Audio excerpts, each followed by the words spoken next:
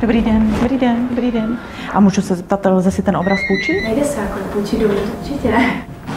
Ještě se chci zeptat, je možný si ten obraz půjčit domů? No. Dobrý den, já vždycky nevím v těch galeriích, jako kde ty ceny jsou pořádně. Ale to stejně neplatí ani těch 6 000, že to je... Takže neplatí ani 5300, ani 6000. No. Takže 8 jste říkala, tady napsáno 14, no, ale... to je jedno, protože ty turisti všichni chtějí slevu, proto. Ne, 200 nemám, já ty ceny znám, protože tam jako, to jsou skoro jako podobné ceny, to nejsou žádný jako... Plus minus, ty máli, no, jo. A kdybych si ho koupil, ten obraz teďka, mohl bych ho třeba vrátit za 14?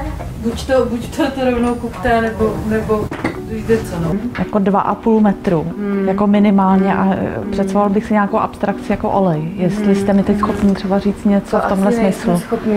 Já potřebuju obraz, který má stranu mezi 30 a 60 cm, je to mezi 10 až 20 tisíci a je to buď grafika nebo jakoby olejová malba, ale evidentně tady je teda grafika, no. Tak tohle bych potřeboval, to je takové zadání, který jestli byste mě mohla jako nějak splnit. To vám asi nesplním. Vyzkoušet si to v té výšce, že jo. Takhle já jako se nekoukám na obrazy doma, že jo. Já si sedím u toho prostě a mám nohy na stole, no. Budete volat policii kvůli tomu? Já vás žádám, abyste šlo okamžitě pryč. Jako když mě takhle někdo hezky požádá, tak samozřejmě jdu, ale... Běžte okamžitě pryč. Na schranu. A vy ho fakt neprodáte ten obraz? Ne, neprodám. Na schranu. A prosím vás, ještě ty rozměry, říkal bys mi... Ne, na schranu. Dobře.